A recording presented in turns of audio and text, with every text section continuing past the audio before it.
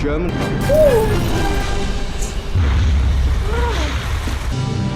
See the way all of them rushed to enter that aircraft to go and stop 200 enemy aircraft coming their way, and they are not even up to 10.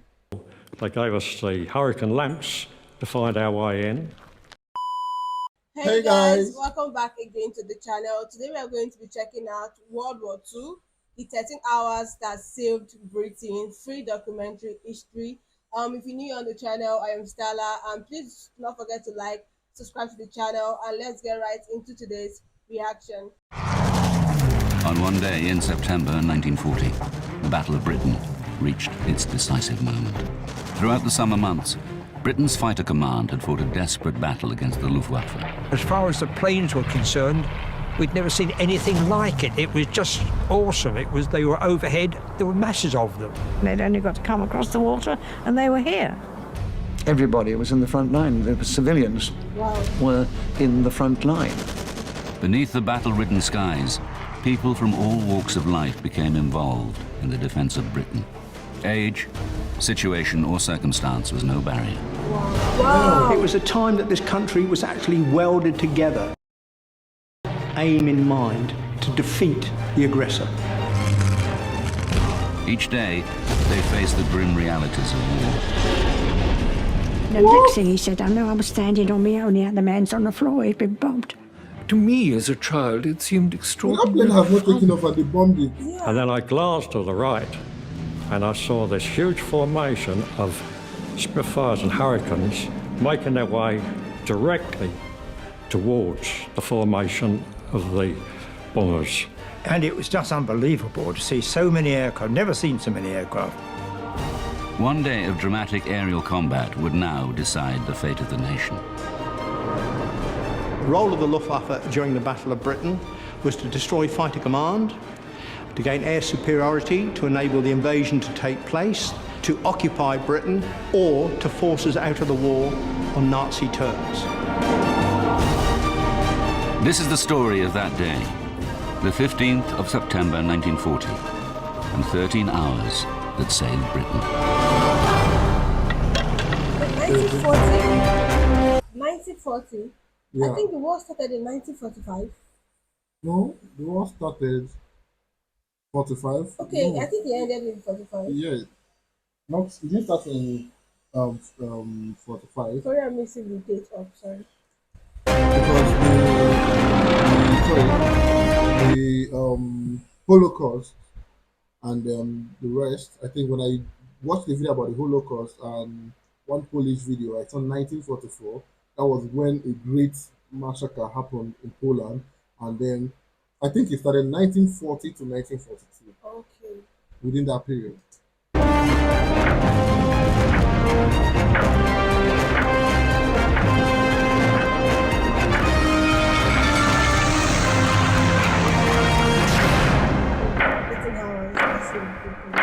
This reminds me of the 13 hours of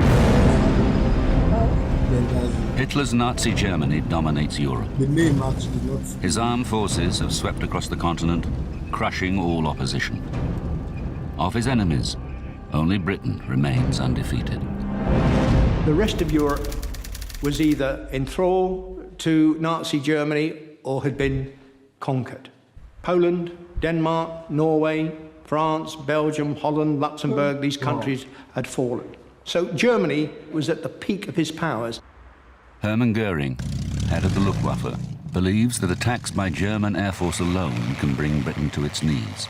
He has promised the Führer that the Royal Air Force will be swept from the skies. I want to actually point out something. You know, right? Every single time I react to something like the World War II, the World War I, the Holocaust, and stuff like that, it amazes me how one single nation could cause so much destruction in its wake. It's funny. I don't know, but to be frank, right, I've never really seen Germany as that big I think what superpower. will actually crumble the nation to look like it is, but they're actually very mighty.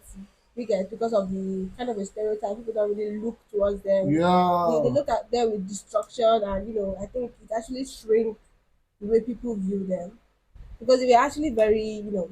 Like hearing the things like they conquered this. Wow. Sorry for that. The German Air Force had concentrated on the Royal Air Force, both in the air and on the ground, the fighter airfields. Look. Germans were flying what they termed free hunts, 100, 150 fighters sweeping over southern Britain, hunting out the Hurricanes and Spitfires. You know the funniest thing, right? The Instruction went funniest thing out. is this, right? You might just be on the ground thinking, oh, I'm not seeing the enemy from here. They are above. Dropping shells and, oh, God. God, I never pray for war. I know, I don't. I never Pilots not to engage these fighters unless they were escorting bombers. So the myth started to grow that the Royal Air Force was being depleted and defeated.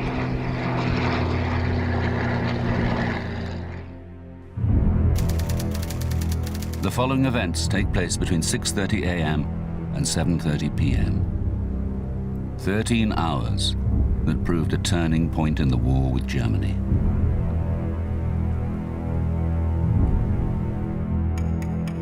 (6:34 a.m.) Sunday dawns for a country that has lived in fear of invasion for more than 3 months. We had the Germans knocking at the door. If the Air Force had been overwhelmed, they would have been in London within a week or so. We couldn't have stopped it.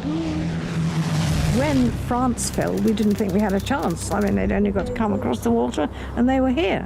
We were very conscious of the fact that if we lost it, I won't say the game was up, but the war would have been fought on our territory. I think to any outside observer, you'd think, well, how can that small country survive against this might, organized might?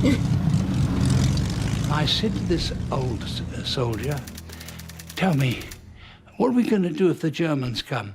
He said, if the Germans come, son, you will do what you're told. Our sort of captain, marine captain, was replaced, and he used to finish each parade. Before I dismiss you, remember, boys, take no prisoners, shoot the bastards. And your motto is, kill the Boche! And then he'd go with his revolver, kill, kill, kill. It encapsulates the exact attitude of the British people at that time.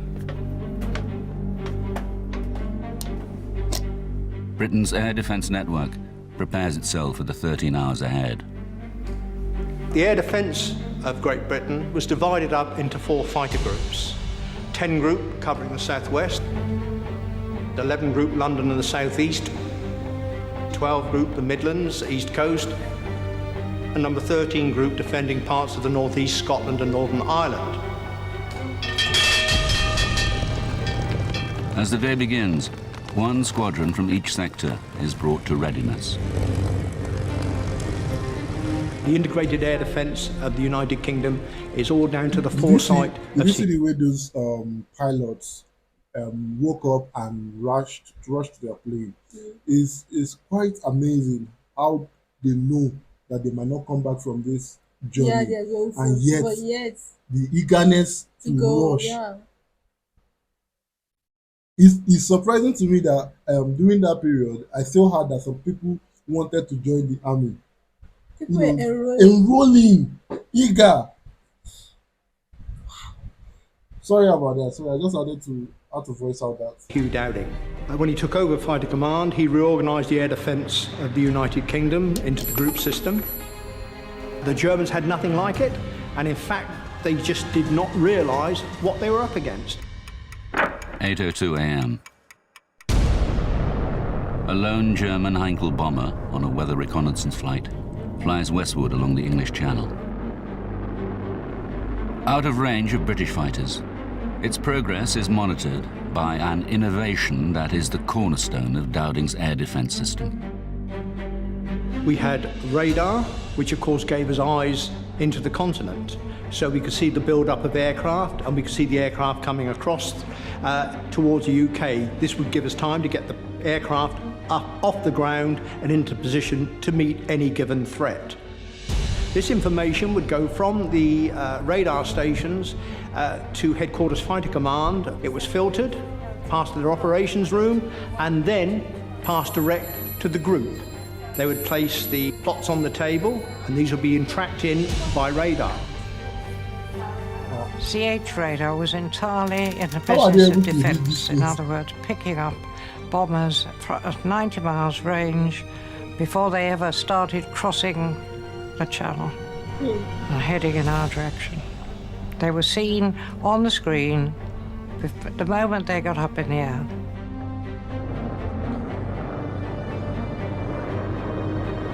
The course flown by the lone Heinkel eventually brings it within range of British fighters. The controller of the day would watch this. He would then alert whichever sector station he wanted. The sector controller's job was to get his aircraft off the ground, to vector them towards the enemy formations. The sector controller scrambles 2 Hurricanes from Exeter to intercept Why are the they intruder. painting cycles on the aircraft? Because I feel like that's like a target. To differentiate. Oh, to Yeah, different. I think. Alright, okay. Differentiation.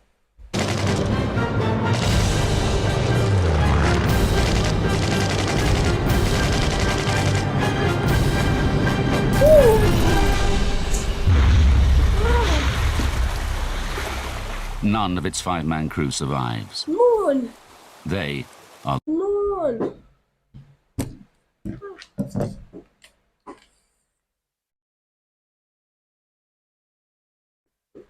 Oh, that scene was bad. It was terrible. It's what I just said. Like, they knew that they might not be coming back from But this. they hastily went to the plane to do whatever they are told to do. At the moment, their life doesn't count. It's the life of millions and thousands of people they are protecting, you know? I still can't understand how people make those kinds of sacrifices. And on each and every basis of their life. the first casualties of the day.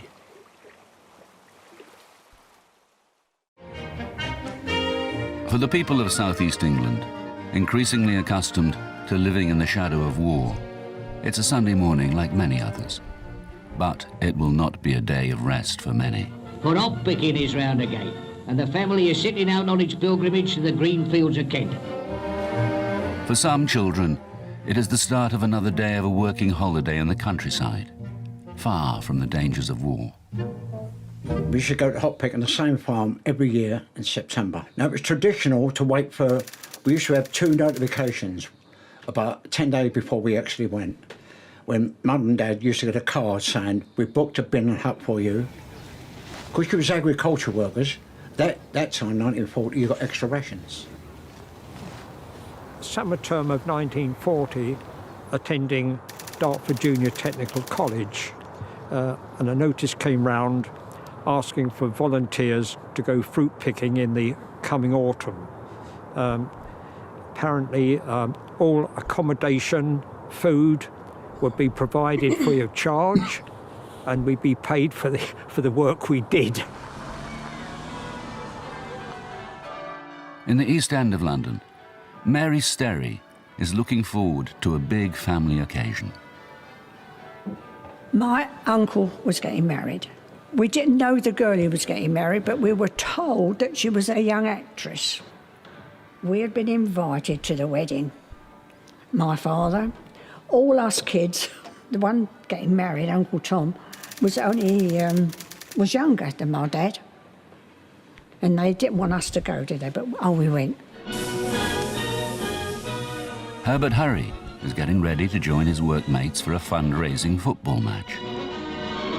I played a lot of football, and in my time I played on 1 or 2 decent grounds, but they knew that at work, and but my foreman was a decent type, and he said, "If you clean my car, I'll let you off to play football." We used to play down by Wormwood Scrubs, and it attracted 1,000 people on a Sunday. 9 a.m. While London stirs into life, at bases in occupied France, Luftwaffe aircrews prepare their aircraft for a major attack. One they expect to be decisive.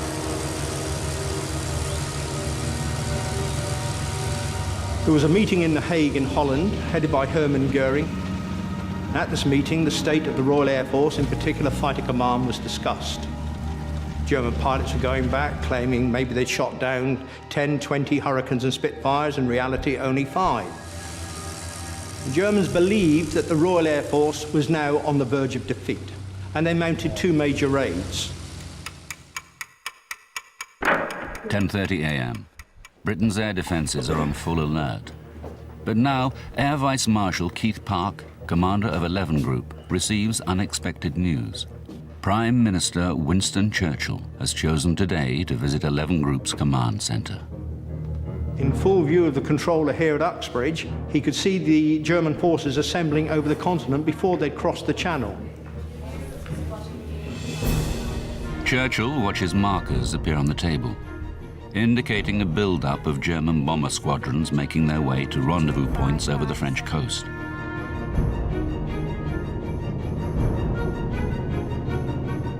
Starting from a few aircraft coming over or near England and the south and east coast, to suddenly having to put up 250 plus was very, very scary. Because you couldn't imagine that many aeroplanes coming over. And were we going to survive? 11:05 a.m. 2 squadrons of Spitfires from 11 Group are scrambled from Biggin Hill. Climbing fast, they set course for their allotted patrol area 25,000 feet above Canterbury. The system swings into action as Park's controllers scramble more squadrons. Somebody would tell you that there were 200 plus, 100 plus, 50 plus coming over. A raid did build up, like a thunderstorm.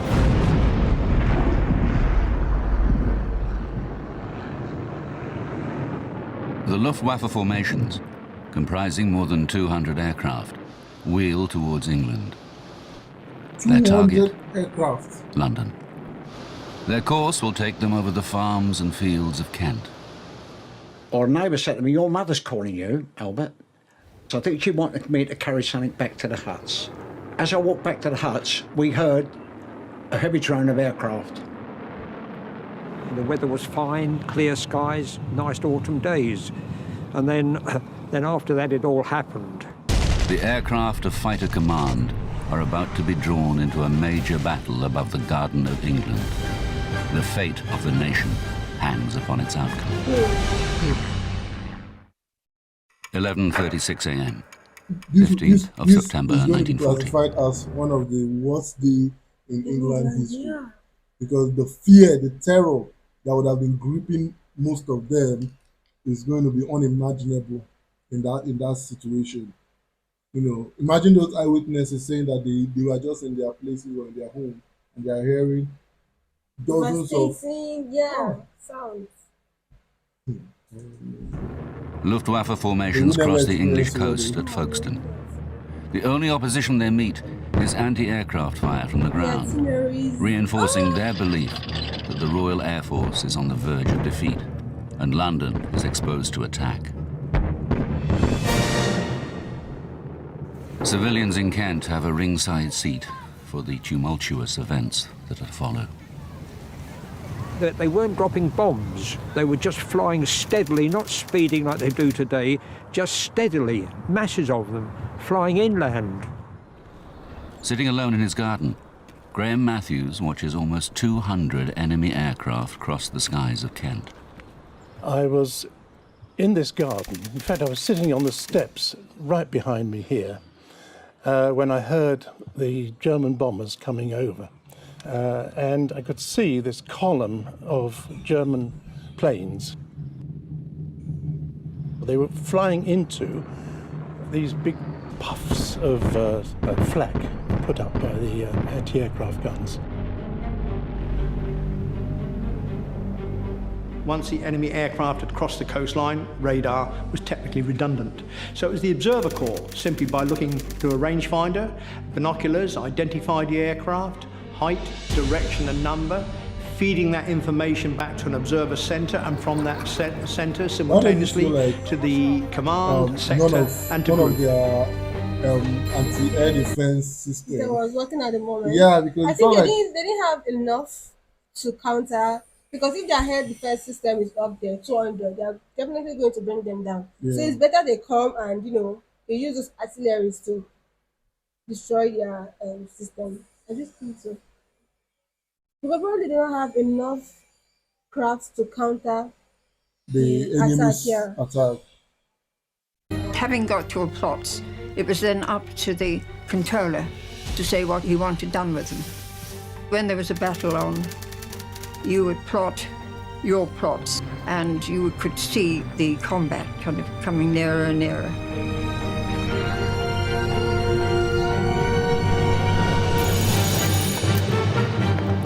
Precise information on the raiders' progress is relayed to RAF fighter squadrons.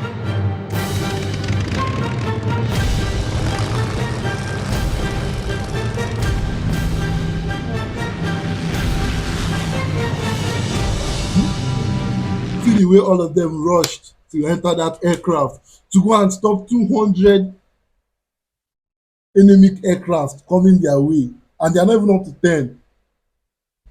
The courage in them. It's killing me. When you hear the sirens or anti-aircraft guns, you must get under cover at once. You must not stand staring up at the sky. The siren went, and of course, as a 6-year-old, I thought, this is it, war, war. So I zoomed out to the front door and stood there waiting to see all the soldiers with their guns and firing and shooting and sword fighting and all that. Nothing. Most people went to the underground, or if they had the little Anson sort of shelter, the tin placed in the bottom of the garden. My next door neighbour, he'd dug a hole underneath his garage. If I was at home, I'd go down there and shelter. Above Canterbury, patrolling Spitfires of 92 and 72 squadrons have spotted the enemy formations and dive in to attack.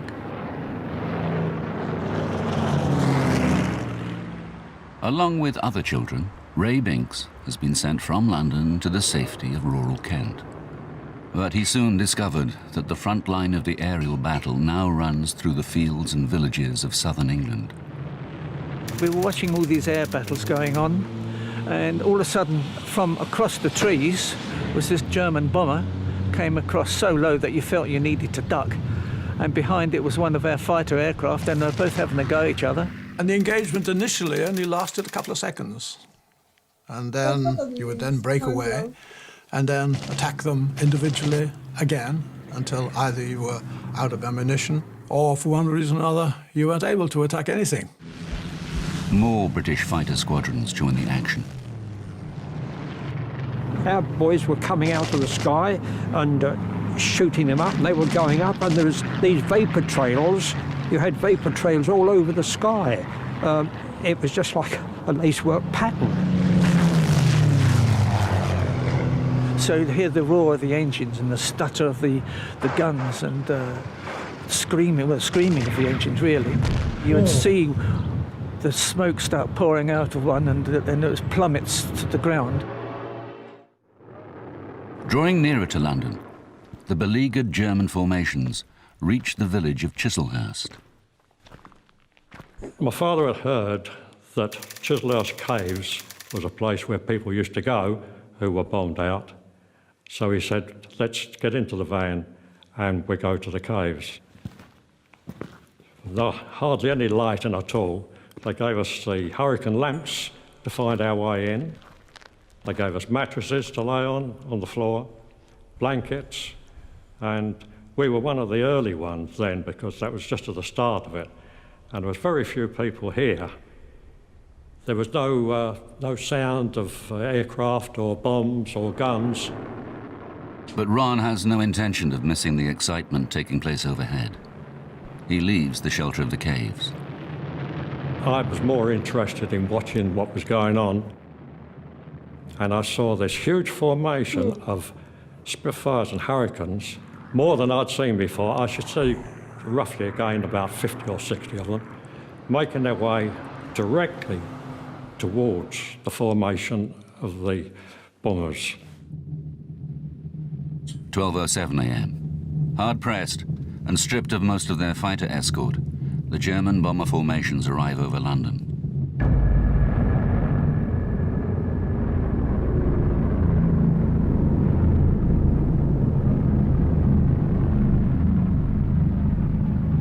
You could hear the throbbing of these aircraft.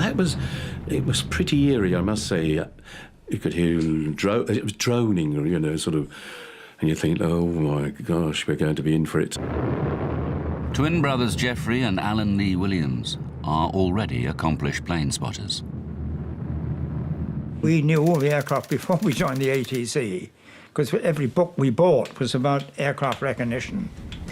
German bombers, and especially the Heinkels, they made a very distinctive noise. So you could tell the difference between a German plane and a British plane. 12:08 p.m. Park has 6 fighter squadrons over the capital itself, with 6 more en route from neighbouring groups. More than 125 RAF fighters are about to fall on the Luftwaffe formations. Once the fighters were up there was no anti-aircraft firing. Otherwise our aircraft would have been vulnerable. Clear blue sky above us. The bombers were about 15 to 20,000 feet up, I think. And the fighters were above them, beneath them. And the fighters were attacking each other. The Hurricanes were attacking the bombers, as far as we could detect. And the Spitfires were attacking the Messerschmitts. There was this Jap that I attacked, and I remember being very close to it. And I remember also it splattering bits and pieces. It's rather like hitting water with the back of a spoon. You know, you see things fly off in all directions.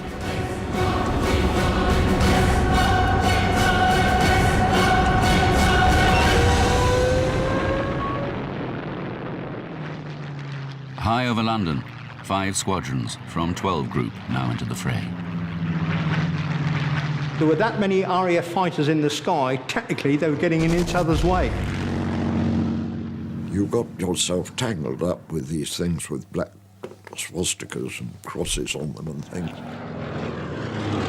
Occasionally, you would find you were mixed up in a dogfight and a Spitfire would whiz past and you'd think, there's somebody else here as well, a friend. But otherwise you didn't see them. You lost contact with all your own aircraft after all. One minute the sky was a tangled mass of whirling aircraft and you fastened onto one and went off in one direction. And by the time you'd finished with that, you looked round, there was nobody to be seen anywhere. Looking up, I couldn't tell which was which. I mean, to me, they looked like giant moths playing You're It. But I couldn't tell which was ours and which was theirs.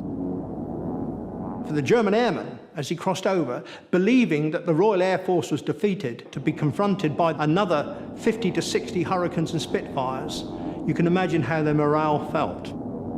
A lot of the bombers, once they got to London, they quickly turned round, and as they flew back, they got rid of the bombs.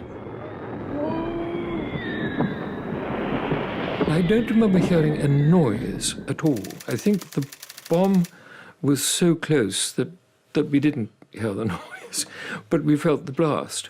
And we were picked up and thrown into the wool shop.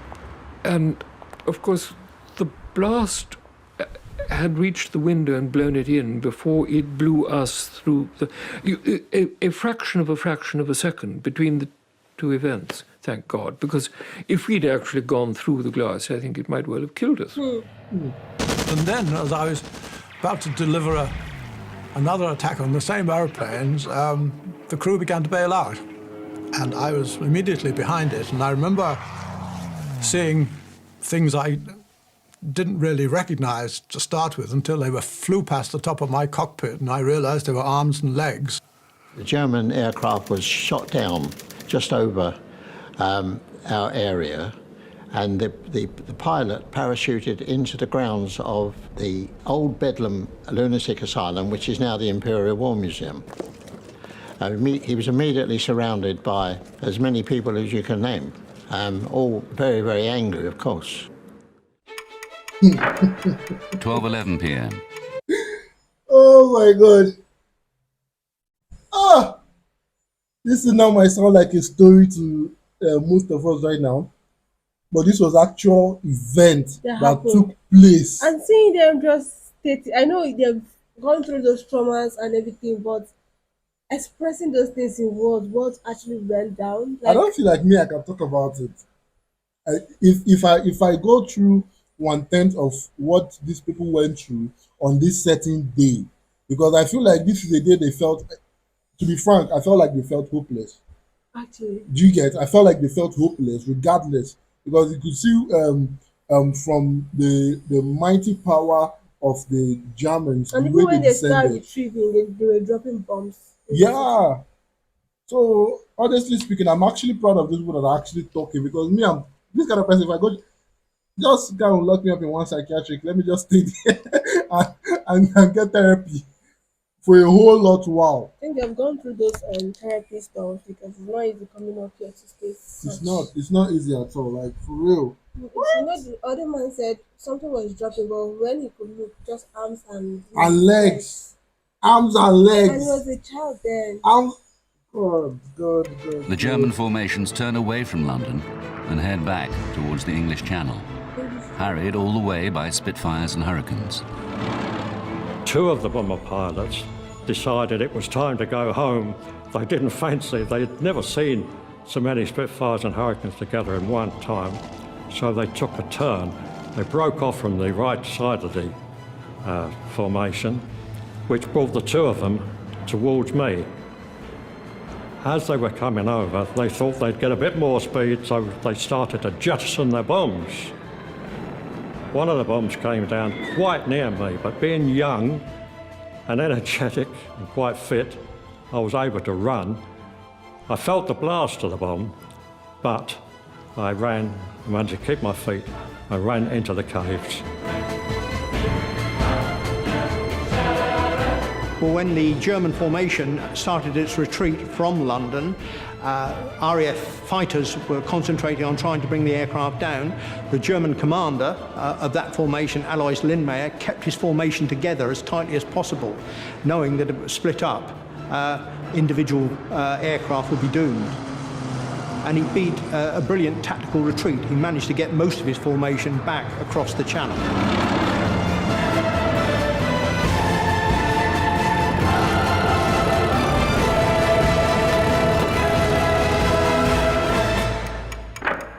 12:55 p.m. All clear sounds over London and the southeast. When we came out, we saw that our house and business, which was a fruiterer's and greengrocer's belonging to my father, was completely ruined. Everything was smashed to smithereens and nothing left at all. I had a friend at school and we decided that we'd meet up at the weekend and I would cycle over to his house. When I got to the cottage, there was just a heap of rubble. There was the house gone. I leapt up and opened my window, and sure enough, there in the gutter was a big plump chicken. I shouted to my little tiny brother at the time, "We're going to have chicken tonight, Dave." It turned out that what our dead chicken was that there was a very plump lady who was in the houses down the road, and it was that much of her arm that had got blown and onto our roof. That was suddenly a little boy growing up very quickly and thinking war is not much fun. They asked me to carry mugs of tea to the firemen who were still fighting the flames, the ambulance people who were still dealing with people who were trapped in some of the burnt buildings. We stayed there, I think, till most of the day, until the fires had all calmed down. But it was an experience that's impinged on my mind to such an extent, it'll never go away. 1 p.m.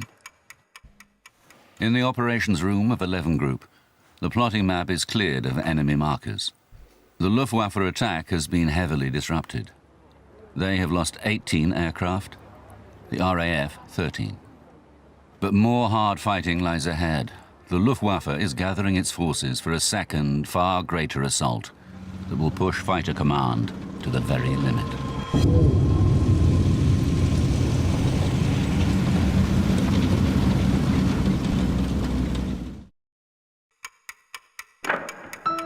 (1:05 p.m., 15th of September 1940). German bombing raids have shattered the peace of Sunday morning. The people of London and southeast England begin dealing with the aftermath of the raid. Some discover more than just debris and destruction. We were in our shelter and we crept out, and in the first apple tree down the garden there was a parachute opened. No sign of an airman, just the parachute. This little pickup truck came along, I think it was a Hillman or an Austin, with 4 or 5 Home Guard in the back, and I think they had 1 rifle, and they asked us where the parachutists had come down, and so we told them, and off they went. We were told to keep them covered and make them take off their parachute. When they were captured, those German pilots, they were so arrogant they couldn't do anything with them because they thought they would be released in a few weeks. The Brits were going to give in. I think if someone's dropping bombs on you, you don't like those people very much. You know, there used to be a saying going around, the only good German was a dead German. The other thing was, which lightened it up for us kids, was searching for shrapnel. Shrapnel became a sort of currency amongst small boys. You could swap cigarette cards for shrapnel and the other way around. You know, a really good conker would be worth a piece of shrapnel. And so getting out into the streets first was quite important. What you got, Gert? Good, that'll make a good souvenir.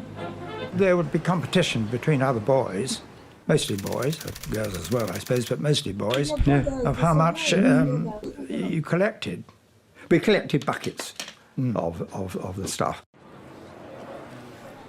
We did find a live incendiary bomb, so I took it along to my friend's house, who lives a bit further this way, and he got it on the workbench, and he was drilling a hole in it, and of course they're magnesium, and the drill bit was getting hot, and it was vivid blue or mauve flame coming off the bomb, and I decided to get out of it as quickly as possible. And I went and told his mum, and he was rather upset about that. You know, stop his fun.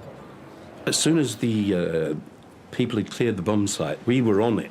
What we were mainly looking for were pennies that, you know, might have got buried in there. A little hoard of things. Wasn't very nice, really, when you come to think of it. But then, of course, there was the sort of lightness for us as children, a little bit of adventure that, after all the horrors.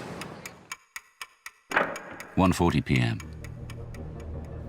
Reports are streaming in as the electronic eyes of the radar network detect another build-up of enemy aircraft across the channel. Begin. In one day. In the afternoon, radar picked up an even larger formation forming up and crossing over the channel. Although it couldn't give an exact number, it was estimated to be 400 plus aircraft. Our aircraft, of course, after the morning raid, had returned to ground to rearm and refuel, and were back up in the sky to meet this threat. 400. The Luftwaffe forms 3 huge columns of aircraft. This aerial armada is determined to batter its way through all opposition. We didn't really know what to expect. Well, we were all praying that the Air Force was going to be strong enough to hold out. You adopt a sort of fatalistic attitude to it. You just carry on as best you can. There was a phrase during the war which saying is that if a bomb has got your name on it, that's the one to worry about. But at my age, you couldn't be killed anyway, could you? It was a big adventure. 1:45 p.m. A lone Spitfire is ordered high over the English Channel to wait for the incoming air fleets and relay visual reports to ground controllers. Meanwhile, Mary is under the impression that her memorable Sunday is over. She had a white wedding dress and she had some flowers, just little tiny flowers in her hair, you know. Anyway, once they'd got married, they came out the church, right? Got in their car and disappeared. My father said, come on, let's go home then. We'd never known anything like this before. And the only consolation we had was that everyone was in the same boat.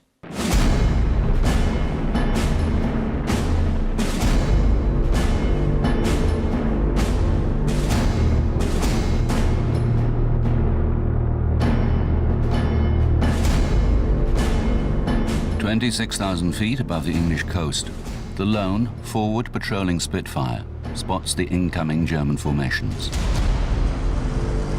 5 minutes later, more than 450 enemy aircraft begin to cross the English coast. As each of his squadrons returns to combat readiness, Air Vice Marshal Keith Park orders them airborne once more. And again, he requests help from neighboring groups. Okay, chaps, scramble. 2:05 p.m. 275 fighters are scrambled to face more than 100 bombers, escorted by over 350 enemy fighters. Throughout southeast England, the air raid sirens scream their warning. This is Red Observer. We got hostiles, 30 plus. They herald the approach of the enemy air fleet, and a battle fast moving towards its climax.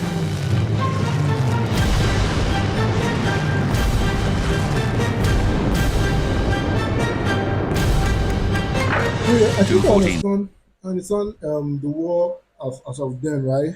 I think the bomber jets are different from the fighter jets. The fighter jets are the one that attack other enemy aircraft, while the bomber jets are the one that, drops bomb on civilian structures and everything. Wow. Well, I think the fighter jets also have somewhere that releases bomb. Bomb? I don't know, but I'm just saying based on what I heard the guy said here. The first clashes take place high above Romney Marsh, as 3 Spitfire squadrons throw themselves into a steep dive to attack the enemy formations. I saw all these hundreds of Germans coming in, and we went in as a squadron to attack the bombers. So I went in at this height. They were in close formation, and the gunner never fired back at me, and I always thought that somebody had been at him first. But anyway, I got an engine blazing. So the Spitfires had come down to see to them, and the 109s would come down to attack the Spitfires. So by the time we got off the end of squirting at a whole line of bombers, all hell was let loose. Speed and surprise drives them through the escorting fighters and onto the bombers. Had a quick poke at a bomber, then been bounced by the 109 escort yourself, so you would have to concentrate on saving yourself from the 109s. German fighters are hampered by orders to stick close to the bomber formations and struggle to beat off the initial attacks. I was cycling along when I saw this aircraft coming towards me, very, very low, rooftop height. I jumped off my bicycle and quickly ran into the station, and then realised the station wasn't a safe place to be, because that could obviously be a target. The German formations battle through to the outskirts of London. We went into the Anderson shelter, and then people started to say, look at this. And of course, we all piled out to see what this was. And it was just unbelievable to see so many aircraft. Never seen so many aircraft. 2:30 p.m. The first of London's anti-aircraft batteries opened fire. With little more than 200 heavy guns available, London is desperately short of anti-aircraft artillery. But the barrage unsettles the approaching bombers and acts as a beacon for British fighters. And the aircraft is First kind of thing like we see is the cloud of anti-aircraft fire. We seldom saw aircraft in the air because you could pass 500 aeroplanes flying in the opposite direction 2 miles away and not see a thing. All we used to see were the anti-aircraft shells bursting, and we would fly towards them, and then in the middle of those, of course, would be the bombers. In fact, we used to say that the only useful thing that the anti-aircraft did was to provide the puffs in the air, which enabled us to see the bombers. My chum came in, all his clothes had little holes in it, and it was shrapnel from the big guns from the parks, you know, and all the shrapnel had gone through him, burnt holes all over his suit.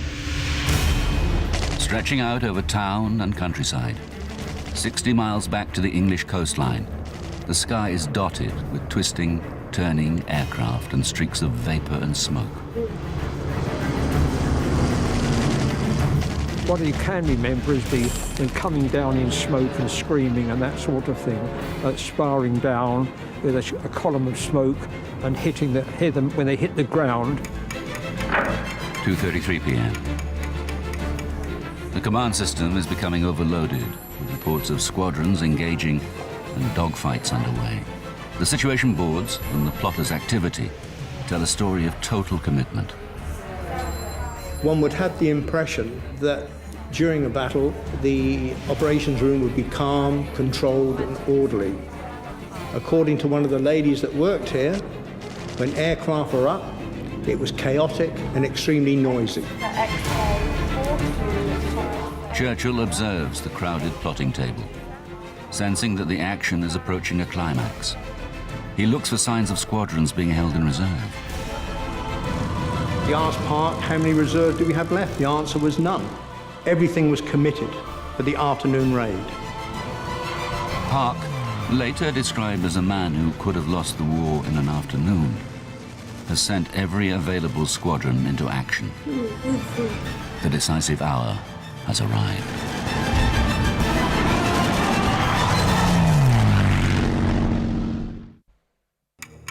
– 2:45 p.m., 15th of September 1940. The battle rages over southeast England. Every available RAF fighter squadron is airborne and committed. British pilots are pushing themselves to the very limit. But inevitably, bombs begin to fall on the capital. By the time they arrived over the city, London was covered in cloud. They could not see their target, so they just threw their bombs out indiscriminately. All of a sudden, there was this tremendous thump, and the house shook. And I heard a bomb drop quite close, and then another one much closer. And I remember thinking to myself, I hope there's not a third. But there was. All the lights went out. It was pitch dark. All the dirt and dust came up from the floor. Everyone was choking. But fortunately, we were alive. Right next door to us was the pickle factory. Well, that got hit, and there was pickles flying everywhere. There were bottles bursting everywhere, because everyone owned the bikes, you know. There was pickles flying everywhere. Bombs dropped, and they dropped with a hell of a bang, and windows got blown in, and roofs got blown off, and very strange things happened to houses. You'd get them sliced right through, and there'd be a gap, and you'd see all the wallpaper of all the rooms of that house that was still standing. But these were the ghosts of the house that had gone. I remember coming out of the church and realising that we was being bombed. Or my dad said, undercover, undercover. There were so many bombs falling then, and they were falling down, believe me. Because the bombs was falling down, we was running here, there and everywhere, trying to get out of the way. We went into the shelter, except my brother who wanted to go home with his wife and the baby. The bomb came down at the front of the shelter and pushed him down, on top of his wife and the baby. So they were saved, but he was gone. And that was the last time I saw him.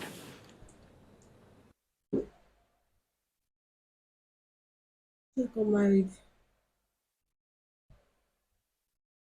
This would have been a terrible time for During the war, people got killed, but you never looked at it from that point of view. I suppose the fighter pilots were the same, really. They just glad they shot someone down. It was either them or us.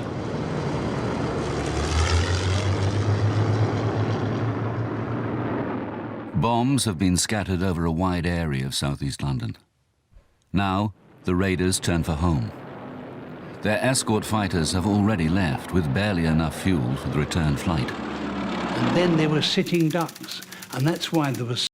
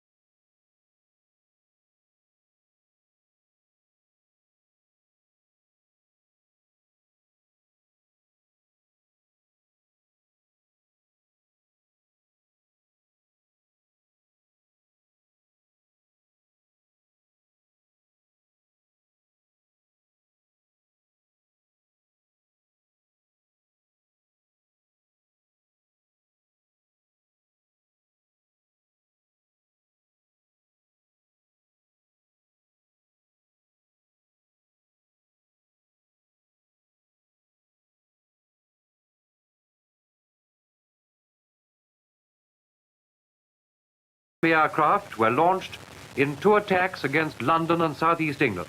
About half of them were shot down. In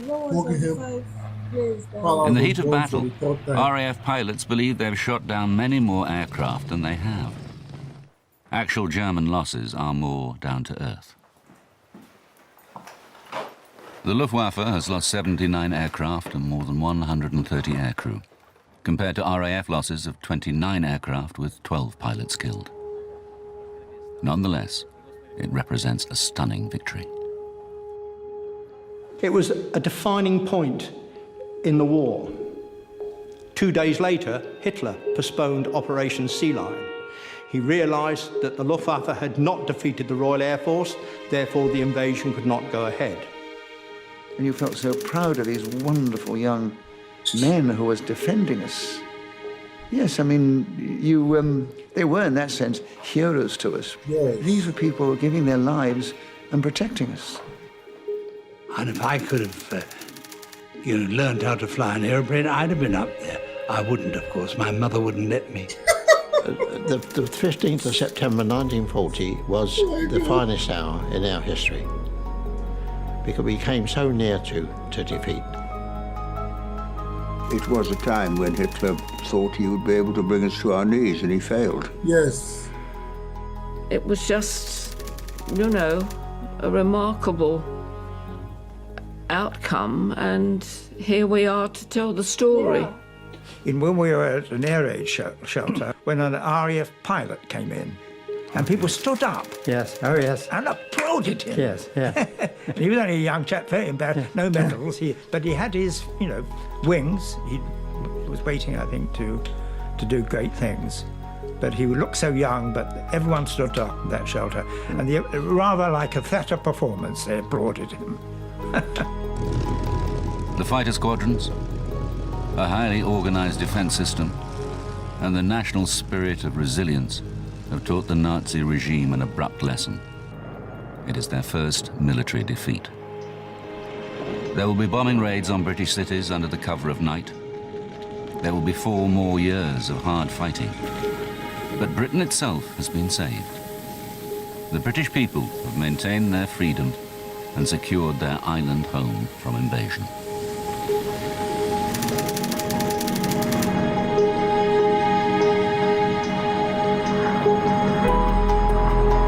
To every single air pilot who fought that